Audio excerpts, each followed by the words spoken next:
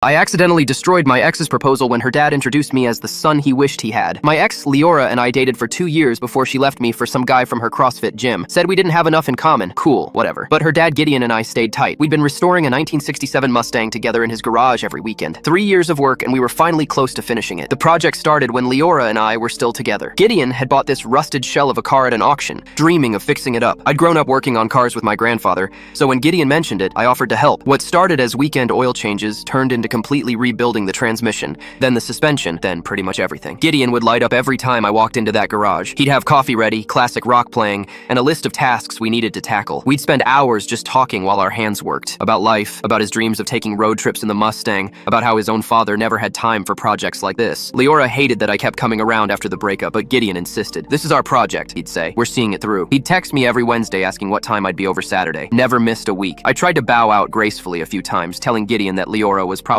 uncomfortable with me being there. He'd wave me off. You committed to this car and I committed to you. That's what men do. Finish what they start. The thing is, Gideon had always been more excited about our project than Leora ever was about anything we did together. She'd roll her eyes when I'd come home covered in grease, talking about carburetors and timing belts. But Gideon, he'd take pictures of every milestone, send them to his work buddies, brag about his mechanic to anyone who'd listen. Over the months after the breakup, Gideon started treating me less like his daughter's ex and more like the son he never had. He'd invite me to stay for dinner, ask my opinion on investments, show me old photo albums from his Navy days. I'd try to keep things focused on the car, but he clearly craved having someone around who shared his interests. Leora brought CrossFit Guy around a few times, trying to integrate him into family stuff. The poor guy couldn't tell a wrench from a screwdriver. Gideon would watch him struggle with basic tasks, then loudly ask me to show him how we do it here. I'd teach him patiently, genuinely trying to help, but you could see the frustration building. He'd make excuses to leave early every time. Gideon wasn't trying to be mean. He just didn't understand why Leora couldn't find someone who appreciated the things that mattered to him. What's the point of dating someone you can't share your passions with? He'd ask me while we worked. The Mustang became our bonding ritual. Gideon would talk about taking it to car shows, maybe driving Route 66 someday. He started saying, when we finish the car, instead of when I finish the car. He bought matching baseball caps with the Mustang logo for both of us. Leora's mom would bring us sandwiches and iced tea, and she'd always make extra for me. You're such a good influence on Gideon, she'd whisper. Haven't seen him this excited about anything in years. Last Saturday, I'm under the hood when I hear voices. Leora's there with CrossFit Guy, and she's acting nervous. Gideon doesn't notice. He's too excited showing off our progress. Look at this beauty, Gideon says, popping the hood. My boy here rebuilt the entire engine. He slaps my back proudly. CrossFit Guy looks uncomfortable. Leora's face goes white. Then Gideon starts going on about how I'm the son he always wanted, and how some kids just get it, you know? I'm trying to deflect, but Gideon's on a roll. Leora, you let a good one go. This kid's got heart. That's when I notice CrossFit Guy's hands shaking. There's a small velvet box sticking out of his pocket. Leora sees me looking and her eyes fill with tears. CrossFit Guy clears his throat. Actually, Mr. Faraday, I was hoping to ask you something. Gideon cuts him off. Save it, son. If it's about my daughter, the answer's standing right there. He points at me. The guy just walked away. Still had the ring.